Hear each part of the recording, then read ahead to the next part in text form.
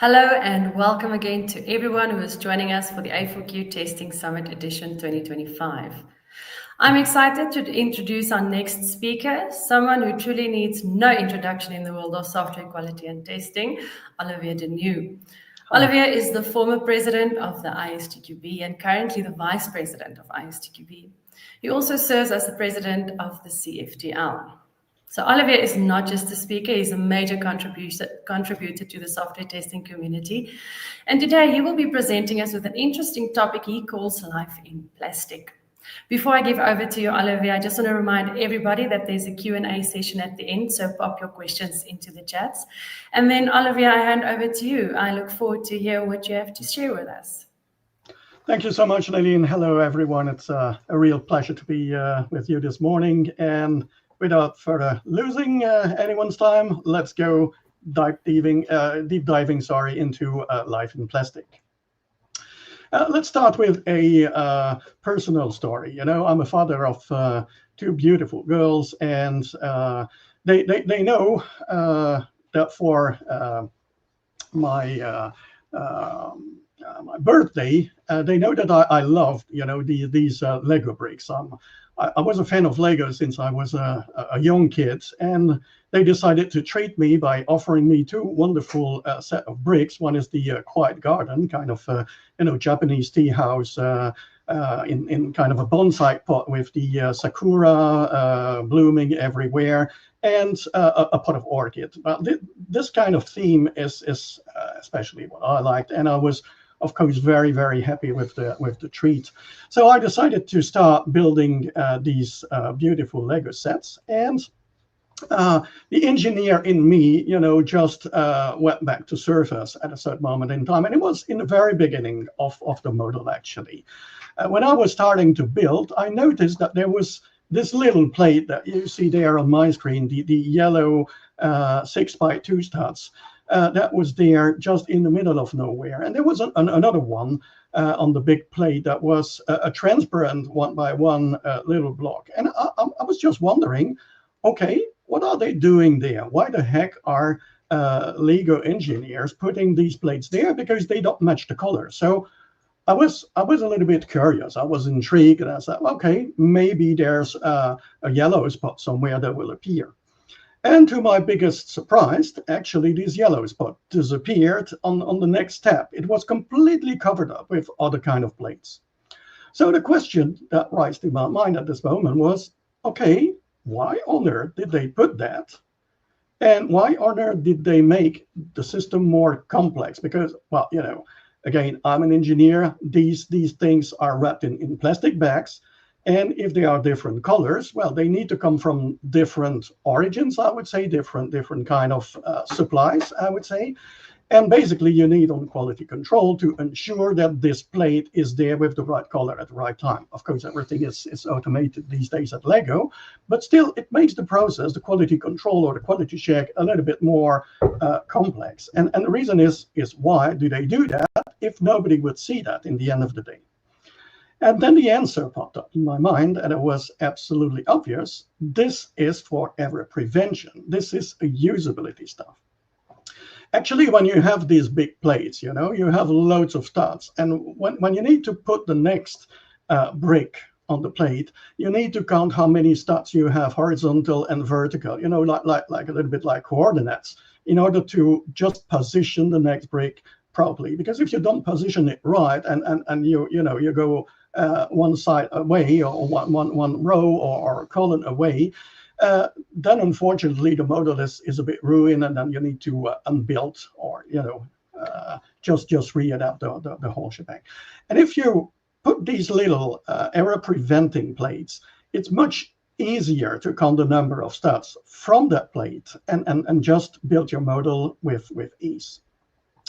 Then my curiosity went even further and said, okay, Lego has much evolved since I was a kid. Let's look at how usable these things are and how these builds are, conceived, let's say, in order to get the user satisfaction higher and the usability higher. Basically, as I said, I was I was playing with Lego when I was a young kid. Well, today I'm a grown-up guy. I'm not supposed to play anymore. Well, so I had two girls that gave me the excuse to keep on playing with my beloved plastic bricks a little bit longer. But when I was a kid, it was just pure creativity. Basically, the model were much less complex than they are today, and the universe were more open than they are today. Today, Lego is playing a lot with franchise like Star Wars or Scooby-Doo or the Marvel heroes or whatever, and you have these kind of very closed universe with more or less strict rules. And of course, you can still play your creativity, but in most cases, what you try to do with Lego is to build the model that you have facing you, and possibly with some variants. When I was a young kid, I just had a bunch of bricks, and I built the whole universe and the whole set of rules on my own. So this is something that changed at a certain moment in time. And I was even worrying a little bit about Lego, because I said, okay, if they narrow down the field or the universe and the creativity, don't they lose track? And actually, that was pure genius, because these franchise went very well, and actually they developed their business like hell. To give you an idea regarding usability, because this is one of the topics that we are going to see today, this is how the instruction, the manuals were looking in the 80s. This is the one that you see on the left-hand side is the deck of a train. This is already kind of elaborated model with lights on, and everything is electrified, and it's a running train actually. But as you can see, if you look at the second part of the figure, it's pretty difficult to know how you put these wet bricks next, and you need to go one level down, one step down, in order to understand and be able to count the number of steps so that you can position that properly, because this is kind of symmetric model. So that's on that side, this is easier, and still it was pretty usable at the time. But you'll see how they evolved. If you look on the right hand side, you would see for the axis, the big plastic stuff that is very on the very top of the slides are counted in number of studs, and this is to tell you which kind of axis you should use to keep the wheels of the truck aligned, and these kind of things. Actually, when you look at Lego set today, it is pretty much the same as building some kind of agile piece of software, because you have a couple of big chunks, let's say, that are like minimum viable product. So the first two bags of my Quiet Garden set, for instance, are representing the tea house, and it's only the tea house, just the first part, let's say, of the big set. And you can compare this to a kind of iteration or two iterations maximum. And then you have the second minimum viable product that would be from bag 3 to 9, and that you have the tea house that is located in a garden with a pond and a little bridge and so on and so forth. And the third minimum viable product, which is, by the way, the end delivery, is made of bag 11 and 10 and 11. And then you have all the embellishments, the sakura tree and the pine tree and the flowers and bamboo and so on and so forth. So this is something that is very, very much split into usable part into separate parts.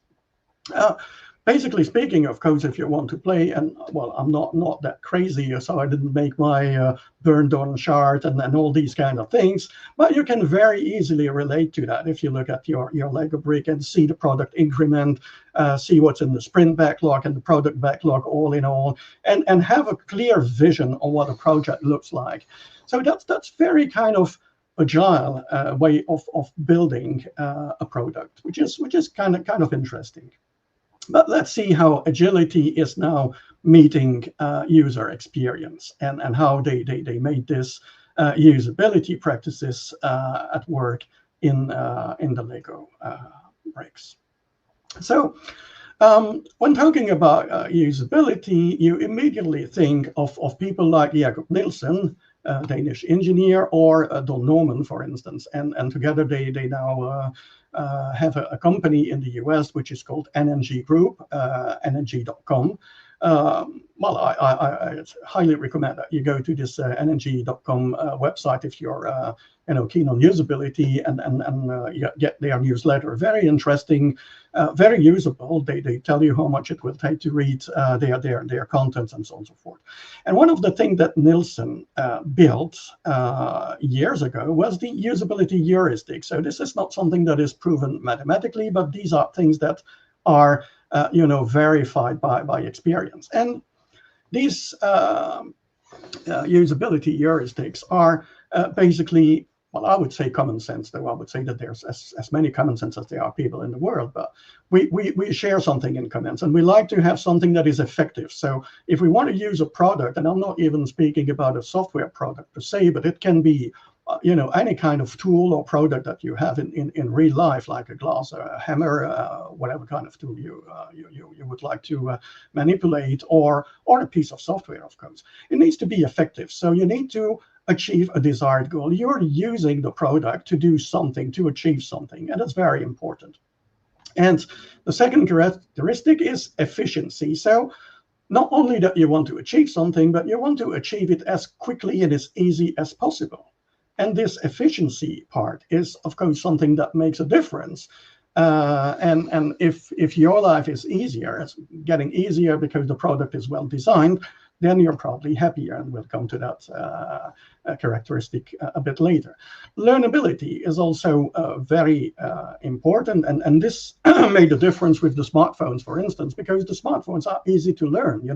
Even a small kid today can just tap on the smartphone and get something happening and get the app running and so on and so forth. So that's how easy it is to understand and to learn how the thing is going.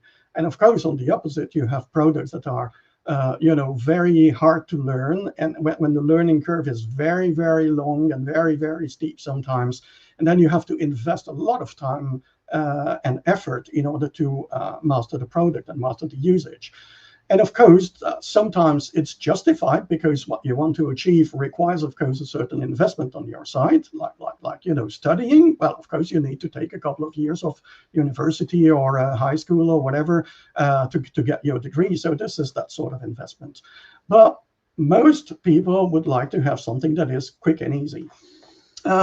Memorability is also something that is quite important, because if you've done it once, you don't need to reinvest all over again to do it a second time. And that repeatability, and that easy repeatability is something that is very important for most people. And then you have the error handling, and error handling is how it helps user recover from errors. We are human beings. We all make mistakes. We all make errors. Sometimes we press the wrong button. Sometimes we just call the wrong function.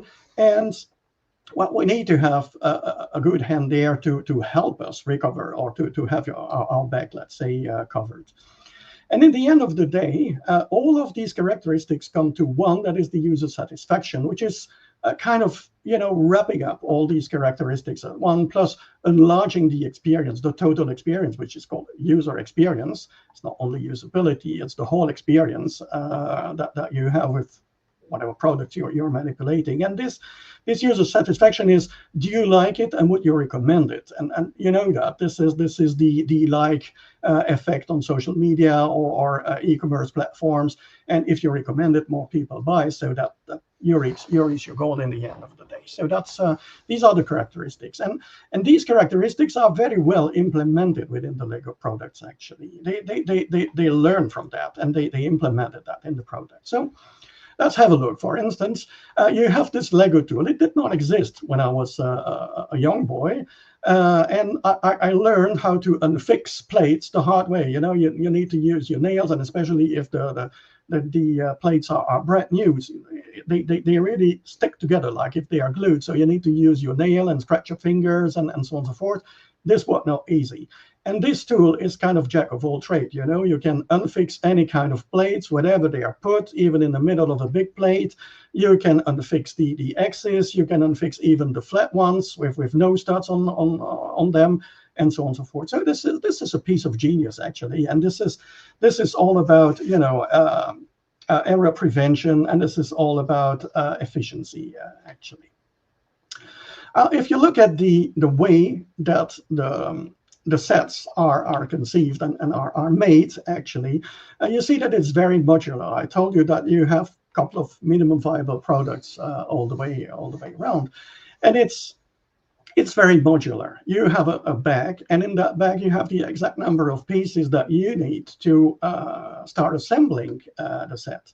So you have a limited amount of bricks or plates that you have to look for when you need to build a couple of first steps in the model and the next one coming. When I was a young kid, I had a big box of Lego, and my pleasure was to, put the big box upside down and get hundreds, or if not thousands of these bricks all over the floor and start building my universe. Of course, the payload was that if I needed to look for a special kind of brick or a special piece that was in limited amount, then I needed to, search into the big heap of Lego and try to find it, which is exactly the opposite of what is implemented there. And the second payload was that in the end of the day, when the hero go to bed, well, I think that's it was to put all the bricks back in the big box, which was the unpleasant part of the journey, I would say. Also, the engineer is me. After all, I'm still an engineer. Is really amazed about this structural cohesion everywhere. It's made to be as robust, as solid as possible, and these plates are crossed in a very clever way so that they back each other and they solidify. They make the whole thing robust and solid.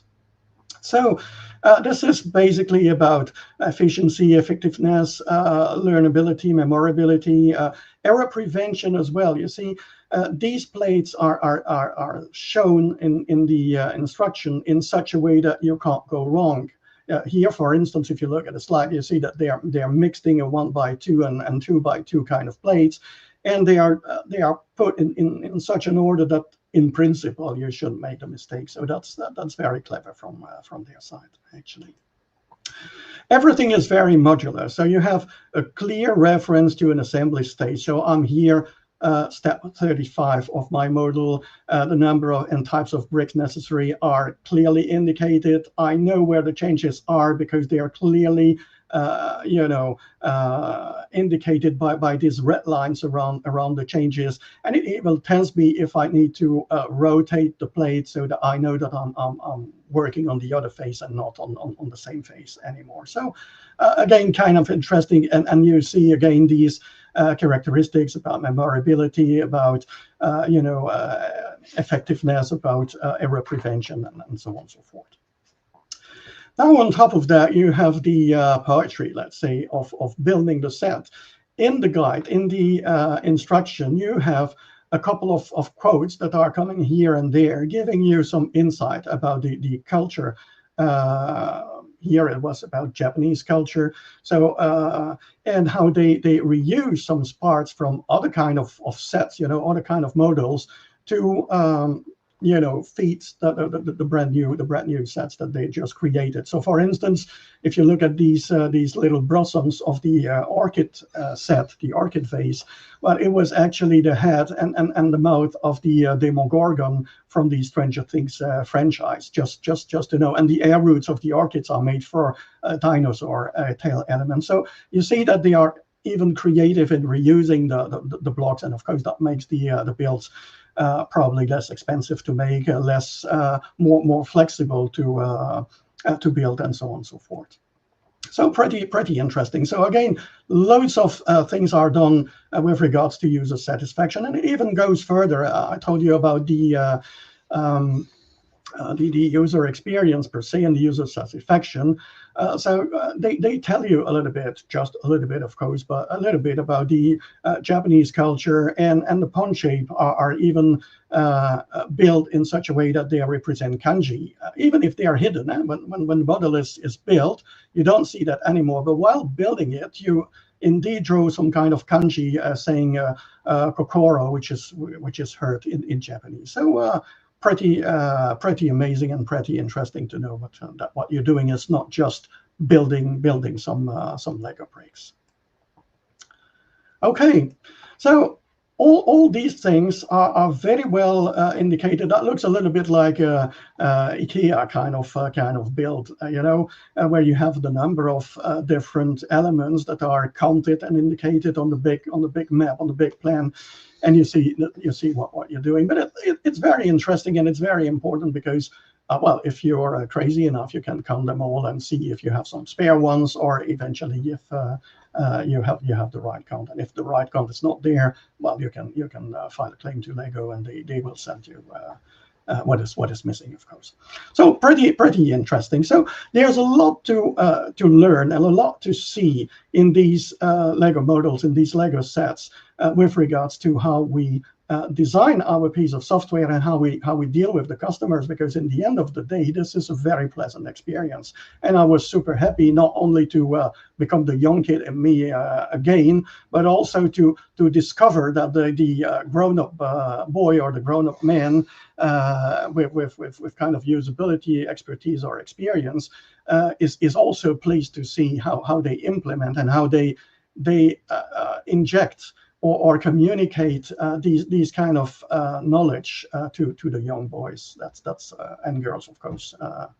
Very interesting. A little bit more about usability now, and drifting a little bit away from Lego. How usability would look like in real life, and I'll show you a couple of examples. One of the things that we like to have is mimicking real life, because it helps us understand how we should interact with the object, the software, or whatever. We all have a desktop, we all working on the desktop, whether it is on a laptop or on a fixed computer, it doesn't matter. But the desktop is just, a virtual image, because all in all, that's just a couple of pixels, moving around on a flat screen. Well, we call it a desktop, and we put a lot of effort in fitting to the context. We have a recycle bin. We set mails with an icon that is looking like a real letter, though an email has nothing to do with a real letter, is it? And we have files and folders, and we have antivirus like nice, protecting our computer with their shields, and we have lock pads that are there to help and antivirus, protecting our PC from external attacks. And we even have the notion of bugs. Well, though bugs has a physical life before, before we introduce the full computerized stuff, and we're not playing with a punch card anymore. Well, basically the notion of bug has stayed, though there's absolutely no insect running in my computer these days, but there's a lot of bugs, I guess. And real life helps us understand the world, and sometimes, of course, we misunderstand the world. And I guess that this guy knows how to mow the land, but probably not how to start a vacuum cleaner. Let's see how usability would look like in real life. This is a spot that has been made by Google, and this is the customer experience, customer journey at a supermarket, like e-commerce. Nikan? No.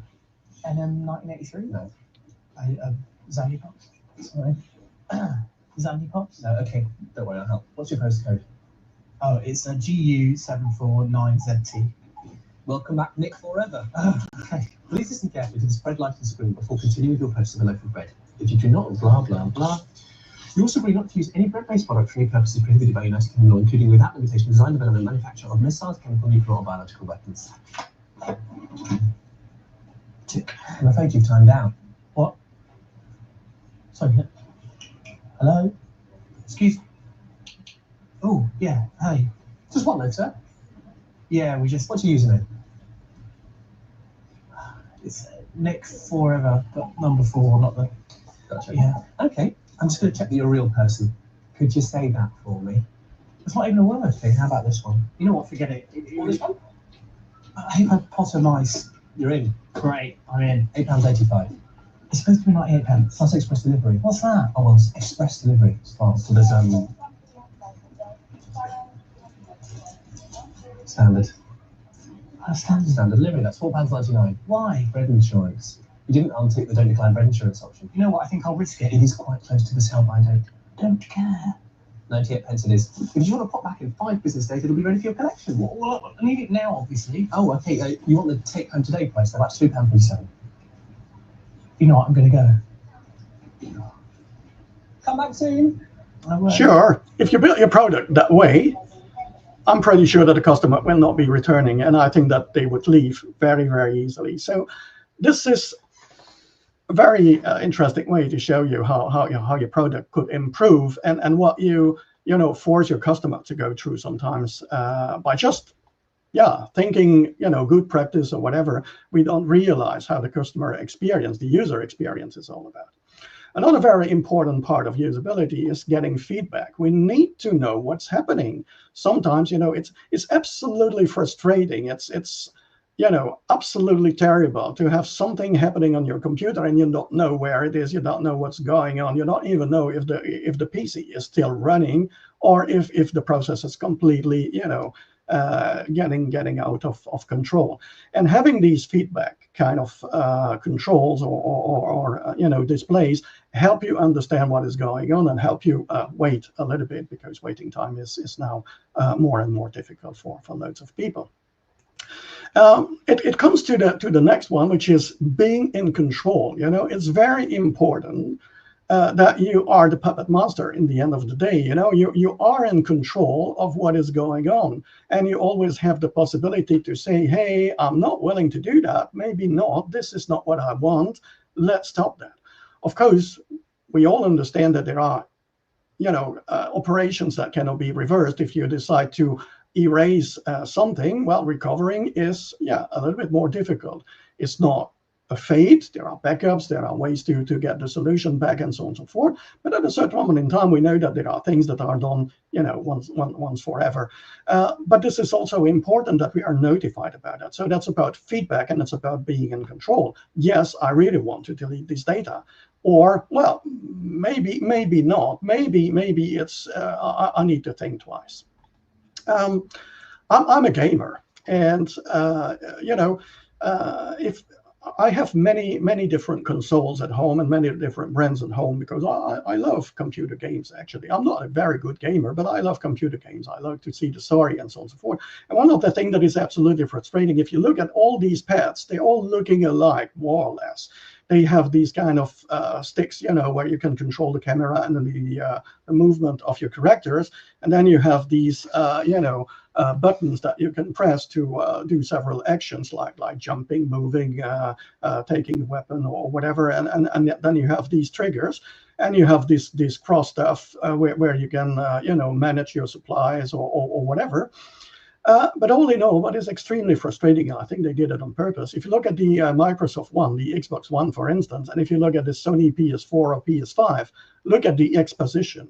It's not on the same place, and because it is not on the same place, and you have something on the screen that displays, press X now, well, it might be very much error prone if you're switching from one console to another very, very frequently. So this is one of the disturbing part, but I think they did it on purpose. That's a branding kind of stuff.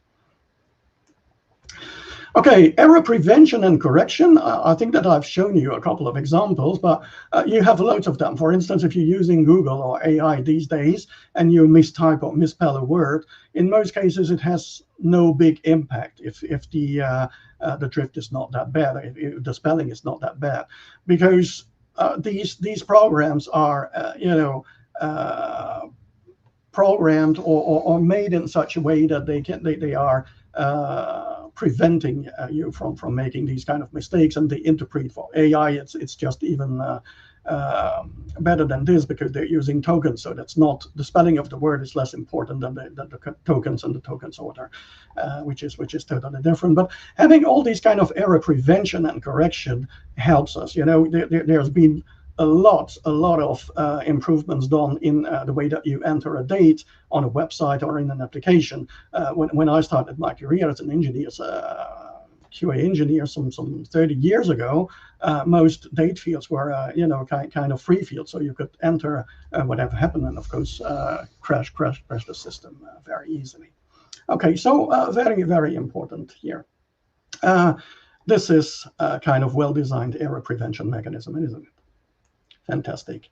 Of course, usability can also be very critical. So basically, if you display on the same dial something like a decimal speed in number of feet per minute and an angle, well, you can easily crash a plane. And this is what happened in 1992 with Airbus 320 that just, crashed because the pilot did not understand that he was talking about descent and not about the descent angle and not descent speed, actually. Fortunately, most of the time you don't crash planes, but you just lose customers, which is definitely not a good idea either. We like to have things that are memorable, recognizable, and these buttons or these icons are just there to help us understand what it's all about. And I think that if you look at these icons, you pretty much know what it's all about. Of course, it's not that easy, and there's a whole science behind the choosing icons here and there, because it's not science, pure science, I would say, and there's a lot of cultural aspects as well, and a lot of interpretation behind. One of the things that we are often confronted with is when you go to the restaurant, you have two pots, and one with salt, one with pepper, and one has 5 holes and one has 1 hole, and there's absolutely no letter, no indication which one has the salt and which one has the pepper. But actually, we all have a theory, we put more salt or pepper, and it should be more, more holes because it's easier to put, and so on and so forth. But actually, Don Norman just said in one of his talk, very interesting one for Google, so just YouTube that. It's a very, very nice one. He just said, it doesn't matter. The only thing that matters is what the waiter thinks he should be doing. And this is the only thing that you can do. So if you go to the restaurant, well, try it on first. Otherwise, you might be surprised. Flexibility is something that is very interesting and very important as well. We need to be helped. And let me show you that very little video about how to choose the right size for a T-shirt or a polo shirt. This one is absolutely wonderful because you just define yourself, your size, your weight. You then select whether you want to have a loose fit or less loose fit. This is what it is doing right now. Sorry, it's in French, but I'm just commenting, so you get it. If you have a similar brand, you can also say that, so they will adapt. And then you select your body shape, and so that they see where your fat is actually located, and also your age, because the way that the fat is getting into your body depends a little bit. And then they give you the kind of size that you can order online. Why is it important? Because more than 30% of the clothes that are ordered online are returned to the shop, actually. And this is something that is absolutely key because it saves the environment, of course. It saves shipping and shipping cost and all these kind of things. And it's also much easier for buying online. So the user satisfaction in the end is way higher. Very, very nice way to implement something that saves a lot of money in the end of the day. Aesthetic and zenitude is also something that is pretty important. And if you build products that are neat and clean, they are more prone to please your customers. Well, it's also very cultural, because if you look at Asian kind of displays, for instance, Asian apps, you see that they are much busier than the kind of European or American kind of apps. And this is more cultural. So it depends a little bit how you perceive the world and how you interact with the world, and what is your let's say, common interaction with application experience, I would say, previous experience with the application. So you need to be a little bit careful with that, but market studies will help you there. Oh, by the way, the wonderful device that is there on the bottom left of the screen is a juicer. It's been designed by the famous designer Philip Stark for Alice. And well, this is a conversation starter, as they say. So it has nothing to do with a juicer, and I do not recommend to use that as a juicer unless you like to have the fruit juice all around the table than not in your glass. But basically speaking, it's a very expensive object. This is a designer object, so very intriguing. And yes, this is a conversation opener, but definitely not a juicer. So yeah, being aesthetic and being Zen is fine, but it needs to be usable first. And all these characteristics that I've just described there on top of what has been designed have been implemented in these Lego sets. So that's how usability can be learned from Lego bricks, and how some aspects of designing software can be also learned from a totally different perspective and a totally different universe. And well, I'm coming to the end of my presentation, pretty much on time actually, so I hope that you enjoyed the talk, and I'm now very much ready for your questions. If you have any, more than pleased to hear to that. And for those who want to connect with me or whatever, here are my details. Thank you very much for your attention and being with me this morning. You're amazing. Thank you, Olivier, for providing us once again with an amazing presentation.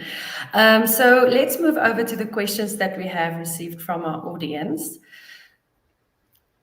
In the case of the Lego tool, who in a company has the responsibility to gather the customer experience, and how to do that? Oh, that's very nice. Very interesting question. Who in a company has the responsibility to gather the customer experience? Well, I think this is, again, some sort of teamwork. You know, in an agile team, you have the product owner. The product owner is there to be the direct relationship to the customer. But sometimes the product owner doesn't know the customer properly or fully. So you have some kind of usability engineers or people who play the usability engineer that use questionnaires, and you have the usability surveys, and you have the real customers that are monitored in the way that they interact with the object or the software. So there are loads of possibilities where you can gather these customer experience. Sometimes even marketing companies are getting a grip on what the customers want. I've been tested a couple of times as a normal customer about the taste of some food or the look and feel or the color scheme of a certain object, and so on and so forth. So there are different ways to gather that. What I would definitely suggest is not playing the role of the customer. The customer is the customer. This is not you. We are all customers per se, but we are not acting and behaving like the customers because we are biased by our own experience, perspective, knowledge, maybe environment, the context of the software or the product, and so on and so forth. So ask the real customers, actually. And I think that the testers have a big role to play in there, definitely, to organize together and to ensure that this part of the quality control and quality assurance is put in there. Perfect. Thank you, Olivier. Let's have a look at our next question. You were mentioning Don Norman in your talk. I heard he is obsessed with doors. Can you elaborate on this? And if not too personal, do you have any similar obsession? Oh, yeah. Well, actually, yeah, Don Norman is very famous. He had this wonderful talk that is available on YouTube. That's about complexity. It's absolutely wonderful. It's about an hour. It's a bit long for today's standard, but it's really worth every minute. And there he explained that he's obsessed with doors, and well, basically his problem with doors is that there are many ways to open the door. You can push, you can pull, you can slide. There are rotating doors. Sometimes you need to press a knob before you go to you get in, or you need to type a code or something, or badge or whatever. And there are many possibilities. And from a usability perspective, you never know which one.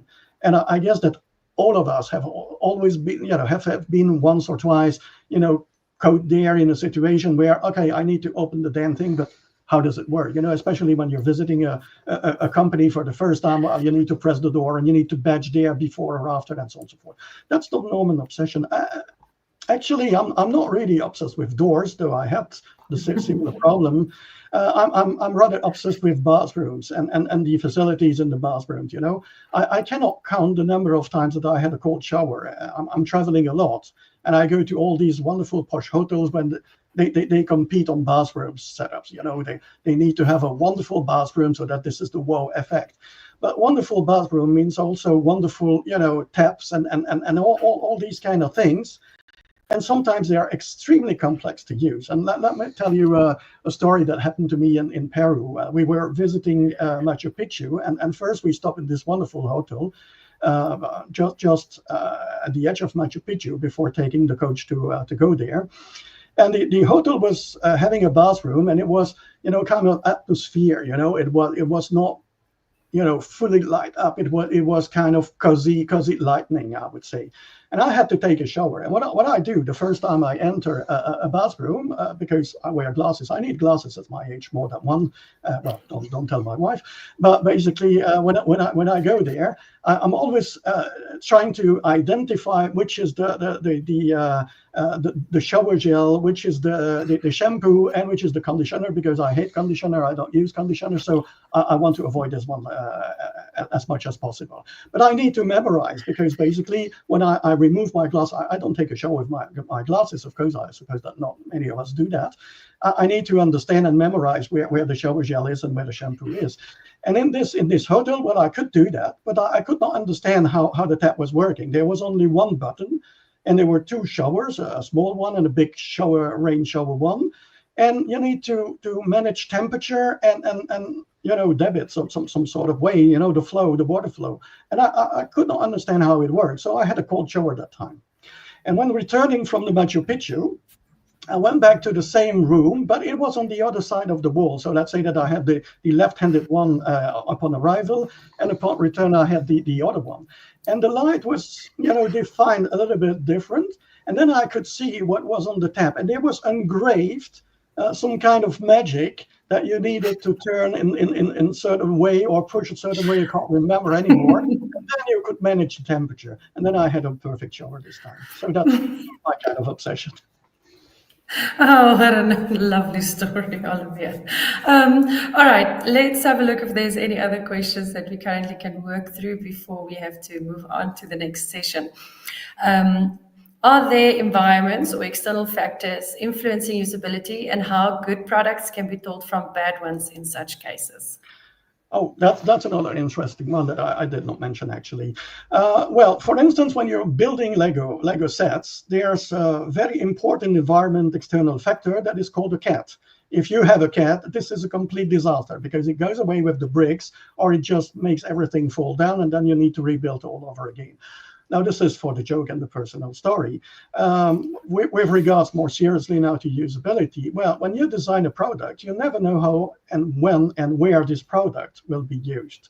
What I mean is that it can be perfectly used in the middle of a desert when you don't have, loads of, place to, hide from the direct sunlight. So the screen, if there is a screen, must be very visible, even in direct sunlight. It can be used in very dark condition, and it can be used in very cold or hot condition. It can be used when people are stressed and overstressed. And there were usability cases, for instance, in the first Iraq War, the Gulf War, in Iraq, there was this Navy ship, and the Navy ship has been under attack, and there's been, fire exchanges with little speedboats here and there. And at a certain moment in time, the guy on the radar just spotted a flight coming, in his opinion, coming to them and in kind of attack mode. When you have a fighter, you just go in descent mode, and you just launch the missiles, and then you try to escape as fast as possible. And this was definitely the kind of routine that he was seeing on the radar, or that he was interpreting by what he's seen on the radar. And at this moment in time, you have very little time to make the decision. And the decision was, okay, shoot them down, which they did. And actually, it was not a kind of firefighter. It was just, a normal plane, a civil plane that drifted a little bit from their road. Okay, you might understand why not drifting from their road in such conditions, but this is what happened. It was full of civilian, and they killed 130 people, innocent people, just for nothing, And this is all due to one single factor, because all the information was there to help them understand that it was a plane taking off, and it was a civil plane taking off, so a commercial plane, nothing to do with war, nothing to do with an attack. But the display was not clear enough under stress, and they were in very heavy stress conditions. So, and this is the same with gaming. When you play a game and you have a counter ticking or something, you're under stress. And you can see this video on YouTube of gamers that are so upset that they smash the screen, or they just throw the pad away, or these kind of things. This is stressful conditions. This is where you need to react, at a fraction of a second, and this is where the difference is happening in your product. Well, thank you so much. We've then reached the end of this session. If you have any additional questions, please pop them in the chat and we can pass it along to Olivier to provide us a little bit more insight on this topic. My pleasure. Then before we wrap up, a quick reminder to cast your vote for Olivier's session. We have the best speaker and the best presentation award. So just visit Olivier's landing page on the testingsummit.com website and submit your vote. And remember, this session, as well as all the other sessions we have during the day, can be rewatched on the website, that's testingsummit.com, and our social media channels. So thank you, Olivier, for this great presentation and joining us once again. And then to our audience, stay tuned for more great sessions that we have.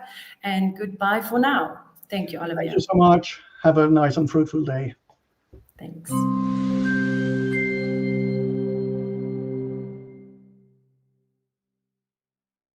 Are you ready to take your ISTQB certification to the next level? Meet ISTQB Prep, your smart AI-powered study companion. Designed for future ISTQB certified testers, ISTQB Prep gives you everything you need to prepare effectively, from realistic exam simulations to AI-driven insights. Practice like it's the real exam. Get timed ISTQB-aligned tests featuring official sample questions so you know exactly what to expect. No more second-guessing. Receive instant feedback with clear explanations, helping you understand why an answer is right or wrong. Stay on track with detailed performance analytics. Pinpoint your strengths, identify areas to improve, and watch your confidence grow. A simple, user-friendly interface makes exam prep effortless. Study whenever and wherever it suits you, right from your desktop. Get access today through GASQ or ISQI, whether as a standalone prep tool or bundled with your ISTQB exam. Study smarter, boost your confidence, pass your exam. Start preparing with ISTQB Prep today.